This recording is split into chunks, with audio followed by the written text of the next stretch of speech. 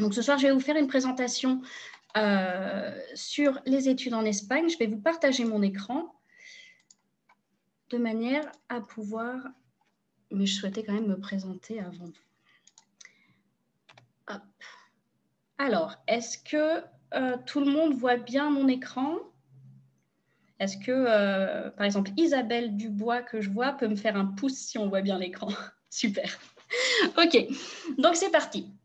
Les études en Espagne, donc quand vous vous êtes inscrit pour la présentation, vous nous avez mis plusieurs questions. Donc, je vais essayer d'y répondre à travers cette présentation, répondre à la majorité. Si jamais vous avez d'autres questions qui viennent en cours de présentation, n'hésitez pas donc, à les noter dans la petite partie discussion. Soit on essaiera d'y répondre en direct, et pour celles où on n'aura peut-être pas pu répondre en direct à l'écrit, dans ce cas-là, on reviendra dessus à la fin.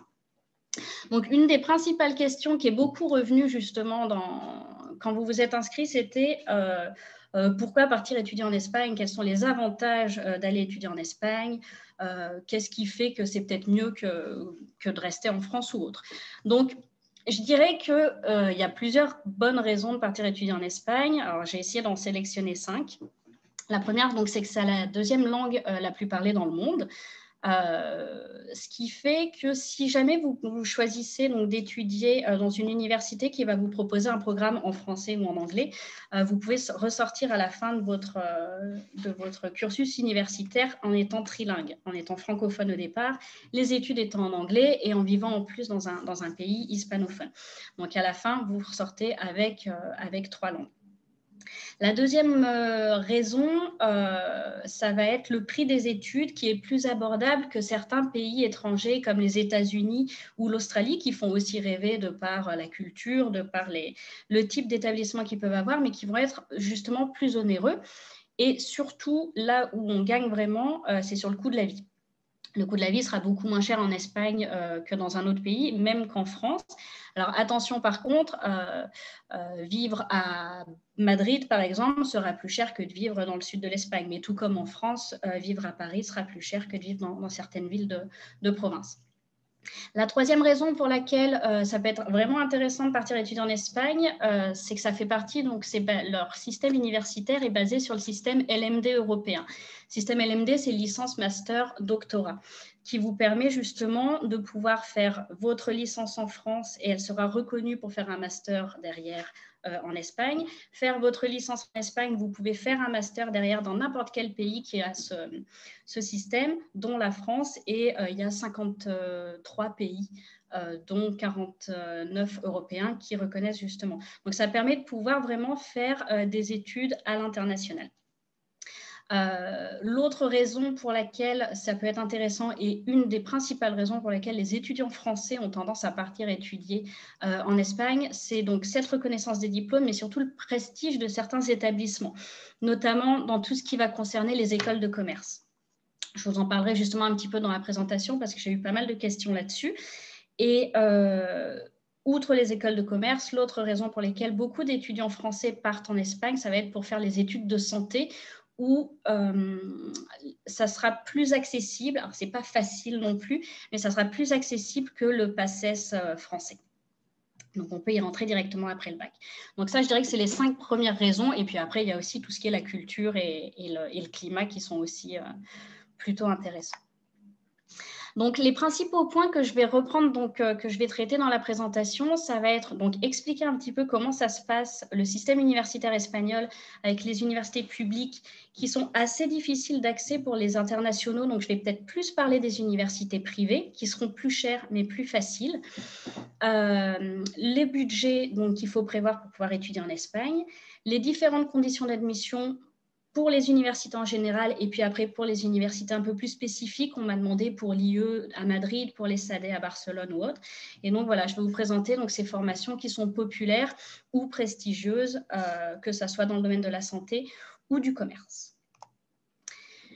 Donc, on va commencer avec le budget. Comme dit, si vous regardez sur ce graphique, vous avez une idée un petit peu de l'échelle des frais de scolarité universitaire dans les différents pays. En France, on se base sur le privé. Hein. Là, on part sur, justement, si un étudiant part sur, par exemple, une école de commerce, il va payer entre 6 000 et 20 000 € l'année en fonction de l'école qu'il choisit. Au Royaume-Uni, on va être aussi dans cette tranche-là. Donc, comme vous pouvez le voir, l'Espagne, on va être un petit peu dans les mêmes prix que les écoles privées françaises pour ce qui est des universités privées espagnoles. Donc, ça ne coûte pas spécialement plus cher de partir en Espagne que de rester en France, et on peut avoir justement accès à des formations auxquelles on n'aurait pas spécialement accès en France, de par son dossier, de par les concours, ou tout simplement si on recherche justement un côté un peu plus international. Par rapport au budget, l'avantage que vous aurez si, par exemple, vous avez une université qui coûte le même prix, ça va être le coût de la vie, qui est quand même beaucoup moins cher en Espagne qu'en France. Comme je l'ai dit au départ, attention, certaines villes comme Madrid, Barcelone ou Bilbao, donc qui sont des capitales de régions espagnoles, vont être plus coûteuses que Murcie ou Alicante, par exemple. Mais ça restera toujours moins cher que des universités, que des villes françaises, notamment pour l'hébergement et la nourriture. Pour l'hébergement, j'ai noté un petit peu les 3 types d'hébergement que les étudiants ont tendance à choisir. Le premier qui ressort en priorité en Espagne, c'est la colocation. Clairement, les étudiants internationaux qui partent étudier en Espagne ont tendance à choisir la colocation, premièrement parce que ça permet de rencontrer du monde, de ne pas être tout seul dans un pays international, enfin dans un pays étranger, et aussi c'est beaucoup moins cher. Pour la colocation, il faut compter entre 180 et 350 € de loyer par mois en fonction des villes. 350 € par mois, c'est avec les charges comprises. Donc, si vous vous débrouillez bien, logiquement, vous pouvez avoir accès à un chouette appartement en colocation pour quand même beaucoup moins cher que dans une grande ville de France. Madrid, qui va être la capitale, vous ne trouverez pas ça à Paris, capitale française, par exemple, ou à Londres. Deuxième type d'hébergement, on va avoir les résidences universitaires qui sont moins chères encore, mais par contre, elles sont très, très rares. Donc, c'est vrai que c'est pour ça que les étudiants ont aussi tendance à partir en colocation. Puis, il y a des fois des étudiants qui souhaitent partir en famille d'accueil. Donc là, il faut compter à peu près dans votre budget 650 € par mois, tout compris. La famille d'accueil, dans ce cas-là, vous payez l'hébergement ainsi que la nourriture. Donc là, vous comptez à peu près 650 € par mois. C'est une moyenne, encore une fois. L'autre avantage donc, pour le budget, c'est que vous pouvez travailler. Donc ça, il faut bien garder ça en tête. Quand vous partez en Espagne, vous restez dans l'Union européenne. Donc, il n'y a pas de limite de temps de travail. Vous pouvez travailler autant d'heures que vous voulez à côté des études. Par contre, j'aurais tendance à vous conseiller de ne pas partir en vous disant que vous allez payer votre loyer ou vos études avec ce petit boulot, parce que rien ne garantit que vous trouverez un petit boulot. Dans les questions, on me demandait justement s'il était facile de trouver du travail en Espagne. Pas spécialement. En tout cas, avec la conjoncture actuelle, je ne peux pas, moi, vous dire, pas de souci, vous trouverez un petit boulot. Donc, l'idéal, c'est de savoir qu'on aura la possibilité de travailler, mais de garder cette idée-là plus comme un bonus plutôt que l'objectif pour pouvoir payer son année là-bas. Donc, voilà. Au niveau du processus de candidature, on va vous demander votre dossier scolaire depuis le lycée, donc les relevés de notes de seconde, première, terminale, ainsi que les relevés de notes du baccalauréat. Pour les étudiants qui sont actuellement en terminale, vous pouvez vous préinscrire et fournir votre baccalauréat ainsi que le dernier relevé de notes uniquement en juillet quand vous avez les résultats. Vous aurez une préinscription et une offre conditionnelle dans ce cas-là. Donc, souvent, les documents, ça va être les relevés de notes. On peut vous demander une lettre ou une vidéo de motivation. La copie de votre carte d'identité ou de votre passeport, ça, c'est pour prouver que vous êtes étudiant européen ou autre. Et un test de langue en fonction de la langue choisie pour les études. Si c'est des études du coup en anglais, on va vous demander de passer le TOEFL, le IELTS ou un test d'anglais. Si c'est des études en espagnol, ça sera le DEL. Et si c'est des études en français, dans ce cas-là, il n'y a pas de test à passer étant donné que vous êtes français. Donc, une fois qu'on a monté tous ces documents, on les envoie aux admissions. L'idéal, c'est de postuler au minimum 6 mois avant la rentrée. Donc, pour une rentrée en septembre, l'idéal, c'est d'envoyer le tout maintenant. Il n'y a pas de limite. Vous pouvez de toute façon postuler jusqu'à juillet. Mais moi, j'ai tendance à conseiller les étudiants de le faire au printemps ou plus tard, de manière à envoyer leur candidature. Et comme ça, au moins, les admissions traitent leurs offres. Ils ont leurs offres conditionnelles et au moins, ils ont plus ça en tête au moment de passer le bac et tout ça. Ils peuvent vraiment avoir l'esprit libéré. Et puis, c'est toujours bien, si vous êtes déjà sûr de vouloir partir, ben, au moins, vous avez votre offre et vous savez que c'est fait. Dans ce cas-là, si un étudiant est en baccalauréat ou en train de passer sa licence et qu'il n'a pas les derniers éléments, il va avoir une offre conditionnelle et qui sera validée une fois qu'il présentera ces derniers éléments à l'été. Pour les étudiants qui souhaitent rentrer en première année de fac, dans une université publique, on va leur demander une accréditation de leur baccalauréat, ce qu'on appelle le credencial. Donc, pour s'inscrire à l'université, il faut faire une demande de credencial auprès de l'UNED. Donc, ça, c'est un formulaire qu'on remplit. On présente les documents, on envoie les documents qu'ils demandent, des documents qu'il va falloir souvent traduire. Et c'est de manière à ce que le baccalauréat soit reconnu par une institution officielle espagnole, l'ambassade ou le consulat. Donc, l'idée, c'est vraiment vu que l'Espagne reconnaît les bacs français, mais ils ont besoin de les accréditer avec leur système espagnol. Une fois qu'il est accordé, le credencial, il est valable pendant 2 ans. Donc, un étudiant qui va vouloir s'inscrire par rapport à ses notes du baccalauréat, s'il change d'université l'année d'après en Espagne, il peut encore réutiliser ce credencial l'année suivante. Le credencial, en fait, il va donner une note qu'on appelle la nota de corte, qui permet de savoir, qui est une note qui va être demandée minimum pour pouvoir accéder à certaines formations.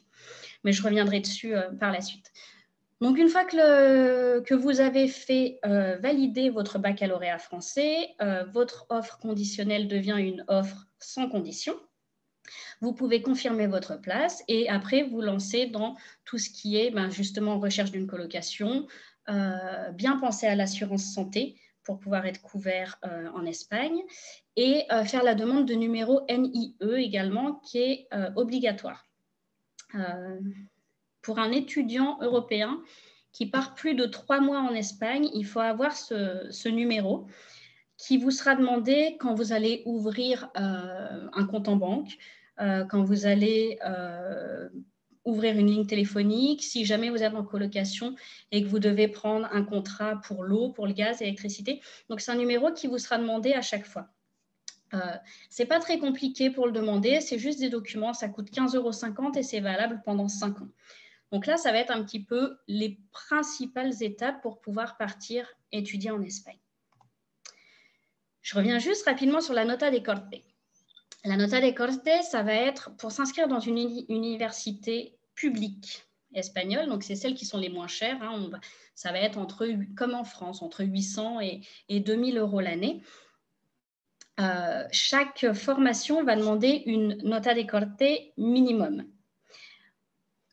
Ils ont une formule pour faire ce calcul. Donc là, je les ai mises. En gros, c'est à peu près, vu que c'est une note sur 10, c'est la moitié de la moyenne générale du bac. Donc, un étudiant qui va avoir 14 sur 20 au bac, sa nota de corte, elle sera à peu près de 7, plus ou moins. Pour les formations les plus demandées, et notamment les formations en santé, donc médecin, kiné, dentaire, les nota de corte vont souvent être supérieures à 10. Donc, elles vont être par exemple de 11. Un étudiant français ne peut pas avoir une note supérieure à 10 étant donné que c'est le résultat du bac divisé par 2. Donc, pour pouvoir avoir accès à ces formations les plus demandées, les plus sélectives, vous pouvez vous inscrire pour passer des épreuves supplémentaires, donc ce qu'on appelle des épreuves de compétences spécifiques qui peuvent vous rapporter jusqu'à 4 points supplémentaires. Donc, dans ce cas-là, un étudiant qui va avoir 16 au bac, ça lui fera à peu près une nota de corte de 8. S'il lui faut 3 points supplémentaires, il va falloir qu'il passe plusieurs épreuves spécifiques supplémentaires pour pouvoir avoir accès à l'inscription dans ces universités. C'est pour ça que les universités publiques ne sont pas hyper accessibles pour les étudiants internationaux. Elles sont vraiment privilégiées aux étudiants espagnols. À côté de ça, on va avoir les universités privées qui vont plus se baser vraiment sur les relevés de notes, sur des lettres de motivation, sur d'autres aspects. Par contre, elles seront plus coûteuses, mais beaucoup plus accessibles pour les étudiants français. Dans ces écoles plus privées, on va avoir les écoles prestigieuses. Donc, j'ai eu pas mal de questions sur l'IE à Madrid et l'ESAD à Barcelone. C'est en effet 2 écoles de commerce qui sont très bien classées dans le classement national et également dans le classement international. Donc, ces grandes écoles vous proposent aux étudiants français donc, de pouvoir... ou autres, des programmes complètement en anglais. Donc, il y a des bachelors complètement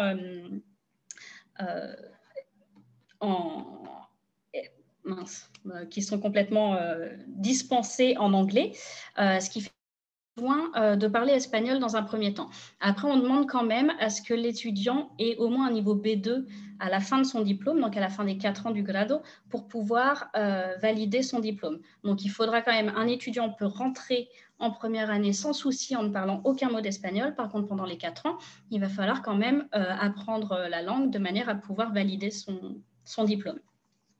L'IE à Madrid va proposer un bachelor en business en 4 ou 5 ans. 4 ans, c'est le bachelor normal, donc le grado, et en 5 ans, ça va être le diplôme, le dual degree, un diplôme double. Quand je disais que c'est plus coûteux, l'IE à Madrid, par exemple, ce grado, il faut compter 21 000 € par an. Pour les SAD à Barcelone, ils vont avoir plusieurs bachelors en anglais. Il va y avoir le Bachelor of Business Administration, le Bachelor Droit et Gouvernance Globale, qui sont à peu près à 17 000 € par an. Pareil, le grado va se faire en 4 ans. Le grado, c'est l'équivalent de la licence. Donc, avec ce grado, après, vous pouvez rentrer dans un master qui souvent peut se faire en 1 an ou 16 mois. Donc, ça raccourcit un petit peu. Ils proposent également des MBA, des masters, également en anglais, donc qui sont ouverts aux étudiants internationaux. Le processus de candidature de ces 2 formations, justement, ces 2 structures va être plus complexe. Notamment, donc on va vous demander un dossier scolaire qui sera vraiment béton, c'est-à-dire que en dessous de 14 sur 20 au bac, on peut oublier, ils demandent vraiment au moins 14 sur 20, une mention bien au baccalauréat. Après, ils vont demander donc la copie du passeport ou de la carte d'identité normale. Les dossiers scolaires, il faut les traduire en anglais ou en espagnol. Un test qui prouve le niveau d'anglais, étant donné que toute la formation se fait en anglais, donc soit le TOEFL, le IELTS, Duolingo, enfin, il y a plusieurs tests qui sont acceptés. Après, pour les étudiants qui par exemple, ont déjà prévu de s'inscrire aux États-Unis ou autres, ils vont avoir déjà passé le SAT ou ACT, qui sont des tests internationaux.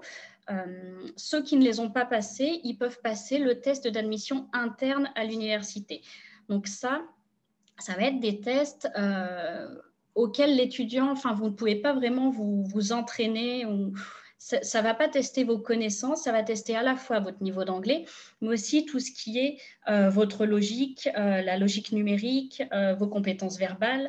Donc, toutes ces choses-là, c'est des petits... Vraiment voir la manière dont vous réfléchissez.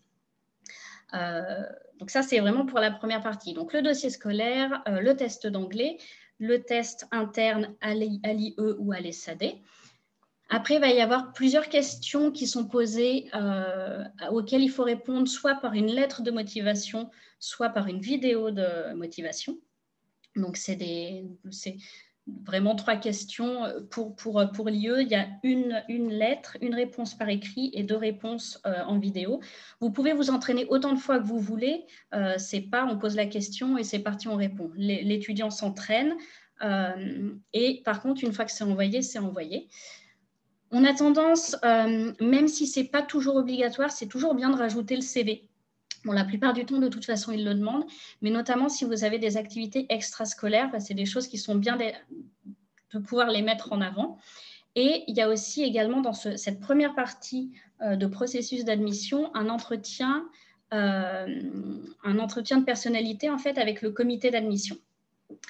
Une fois toute cette partie faite, ça c'est la première phase du processus d'admission, le dossier part, le comité d'admission évalue la capacité d'être admis de l'étudiant, et si jamais il considère que l'étudiant peut être admis dans le programme qu'il a demandé, dans ce cas-là, il rentre dans la dernière phase avec une entrevue finale avec vraiment le comité d'admission.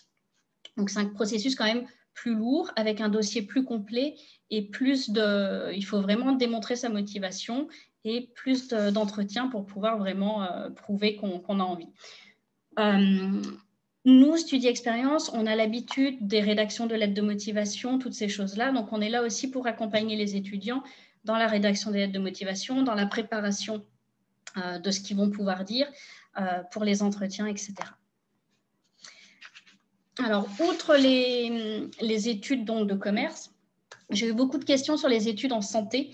En effet, il n'est pas toujours évident pour les étudiants français de rentrer dans le processus des études médicales. Donc, on va avoir des étudiants qui sortent du baccalauréat et qui partent directement parce qu'ils veulent donner un caractère international, mais tout en pouvant travailler derrière en France. Et vu qu'on est sur un système européen, l'étudiant vous pouvez étudier la santé en Espagne et après exercer dans n'importe quel pays de l'Union européenne. L'avantage aussi, c'est que vous avez des formations en anglais ou en français dans certaines écoles. Il y a aussi des étudiants qui vont intégrer les programmes de santé en Espagne après avoir raté une première fois ou voire 2 fois la première année de PACES. Juste parce qu'il y a tellement d'écrémage les premières années en médecine en France. Ça ne veut pas dire que c'est plus facile médecine en Espagne, mais juste que la sélection se faisant différemment, souvent les étudiants, donc une fois qu'ils ont réussi à rentrer dans le système, ça va tout seul et la réussite est plus sereine.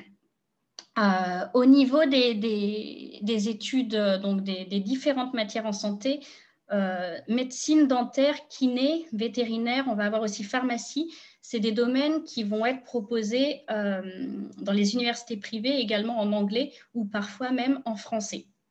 Il faut savoir que là, contrairement par exemple à l'IE à Madrid, où il demandait à ce que l'étudiant ait un niveau B2 d'espagnol à la fin des 4 ans, là, on va demander à ce que l'étudiant ait un niveau B2 en espagnol à la fin de la 2e année, parce que vous allez commencer à partir de la 3e année les stages. Et du coup, pour pouvoir travailler dans un cabinet de kiné, dentaire ou autre auprès des patients, vous ne pouvez pas leur parler en anglais ou en français, donc il faudra parler espagnol à ce moment-là. Par contre, il n'y a aucune obligation de parler espagnol dès la première année si vous choisissez une formation en anglais ou en français. Parmi nos universités partenaires, on va avoir l'UQAM, donc, qui se trouve à Murcie, qui est une université privée qui propose des formations complètement en anglais. Donc, on va avoir par exemple dentaire, il faut compter 14 000, 15 000 euros par an. Dentaire, c'est 5 ans. Médecine, il faut compter 9 à 11 ans d'études. Il y a les 6 ans pour avoir la première phase, le grado, donc le tronc commun. Et après ces 6 ans, vous avez une spécialisation que vous choisissez qui va durer entre 3 et 5 ans en fonction de quel spé vous choisissez. Dentaire, comme je disais, donc c'est 5 ans, vétérinaire 5 ans, kiné, on part plus sur 4 ans. Donc dans nos partenaires, l'UQAM à Murcie, il propose, donc je vous disais dentaire, il y a aussi pharmacie qui peut se faire, il faut compter à peu près 9 000 euros par an. Il y a psychologie qui est moins cher, il faut compter 7 100 euros par an. Et également, ils ont un grado en sciences du sport, donc c'est un peu équivalent STAPS en France, qui permet en fait à la fin de ces 4 années de grado de poursuivre directement en master de kiné du sport. Donc pour les étudiants qui souhaitent être kiné du sport, ils ne sont pas obligés de faire kiné dès le départ, ils peuvent partir en STAPS et poursuivre sur kiné du sport derrière. Ça va être à l'UQAM. À CEU, qui se trouve à Valence ou à Madrid, ils proposent des formations en espagnol et en anglais. Par exemple, donc médecine en espagnol et en anglais. Il va y avoir dentaire également, uniquement en anglais. Là, on est à 21 000 € par an. Pharmacie, il le propose en espagnol et en anglais, donc il faut avoir les deux langues au départ. Et également sur leur campus de Madrid, vous avez la possibilité de faire une formation de kiné en 4 ans en anglais. Faut compter à peu près 13 000 € par an. Et donc, directement, là, on n'est pas comme à l'UQAM où on va être sciences du sport qui donne sur kiné du sport. Là, on est sur kiné-kiné. Voilà pour le domaine de la santé. Une des autres raisons pour lesquelles les étudiants partent souvent en Espagne, ça va être pour les formations internationales. Donc là, je vais vous parler un petit peu d'un autre domaine, c'est-à-dire que ça va être soit par exemple l'Universidad Autónoma de Barcelona, ils font partie d'un consortium qui va permettre aux étudiants donc, de faire un bachelor business management en 3 ans, 3 destinations. Donc là, l'étudiant à la fin va avoir un diplôme non pas de Barcelone, mais des 2 universités de l'année 2 et de l'année 3. Donc par exemple, première année, l'étudiant, vous partez en première année à Barcelone, formation en anglais, payé à peu près 7 300 €. La deuxième année, vous partez, il n'y a pas le choix, c'est à Leuven en Belgique. C'est à peu près 700-800 € l'année, donc là, c'est vraiment beaucoup moins cher. Et la troisième année, vous choisissez dans le consortium parmi plusieurs universités. Donc là, les frais de scolarité vont dépendre de l'université que vous choisissez. Donc là, par exemple, Coventry University, la London South Bank University, Dublin Business School à Dublin et l'école de commerce de Rennes en France. À la fin, vous avez un double diplôme de Leuven en Belgique et de l'université de la troisième année.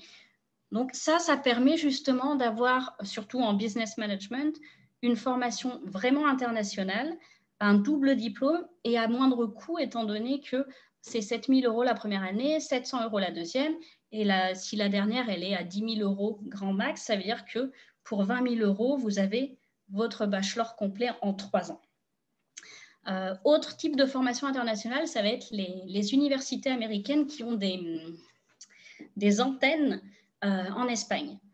Donc, par exemple, on va avoir St. Louis University qui se trouve dans le Missouri ou Suffolk University qui se trouve à Boston, qui ont des antennes à Madrid.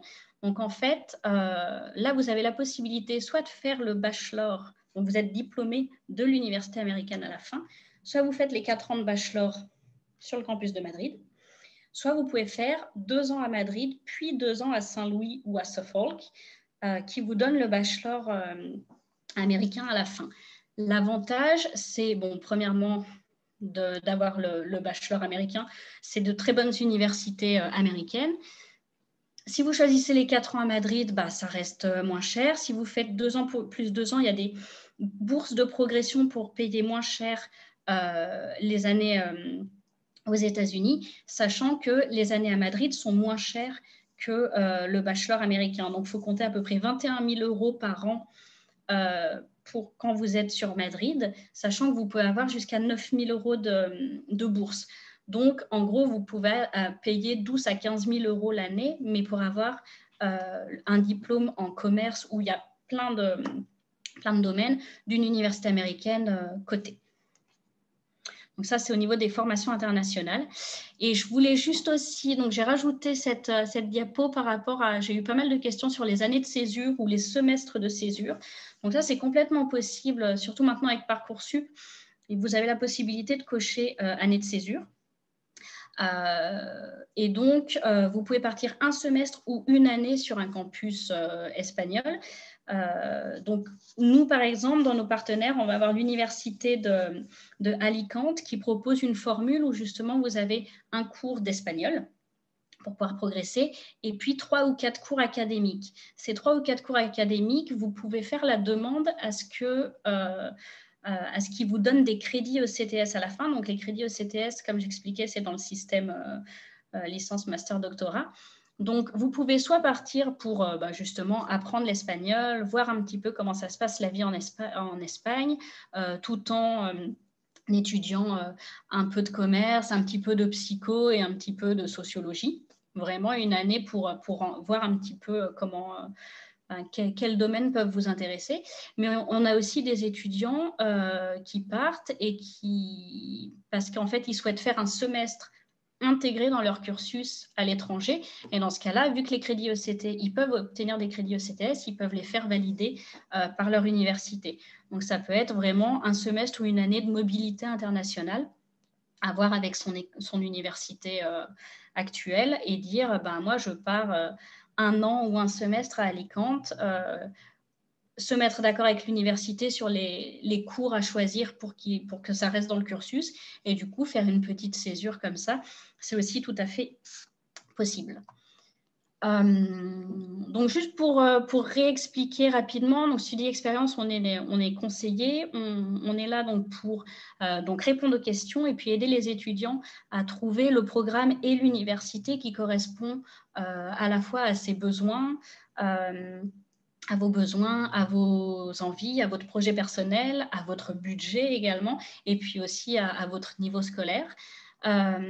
Vous aider dans tout ce qui va être démarche administrative, optimisation du dossier de candidature, aide à la rédaction des lettres de motivation ou vidéos de motivation, enfin vraiment faire en sorte que vous ayez un dossier béton à la fin pour pouvoir vous inscrire. Puis après, on accompagne les étudiants dans toutes les démarches. On ne peut pas faire les demandes de visa pour eux, mais on vous aide dans tout ce qui sera, justement, pensez bien à prendre l'assurance pour le visa, il faut faire ça, voilà les étapes à suivre. Et l'idée, c'est vraiment que vous puissiez partir serein. Et puis après, il y a aussi un suivi. Souvent, les étudiants nous recontactent derrière ou on continue de prendre des nouvelles pour être sûr que tout se passe bien. Donc, c'est vraiment un accompagnement de l'idée de partir jusqu'au départ et même après. Donc, voilà pour la présentation sur les études en Espagne. Demain, on devrait vous envoyer à tous une newsletter avec la présentation et avec mon mail. Donc, si jamais là, on a des questions, donc on va voir s'il y a eu des questions pendant la présentation ou s'il y en a maintenant, je vais pouvoir y répondre. Et pour celles qui sont un peu plus privées, donc si vraiment quelqu'un a une question sur un domaine particulier ou par rapport à un profil un petit peu particulier, vous pourrez m'envoyer des mails, on pourra prendre contact de manière à discuter et à voir quel type de formation justement pourrait vous convenir en Espagne. Donc, je vais arrêter.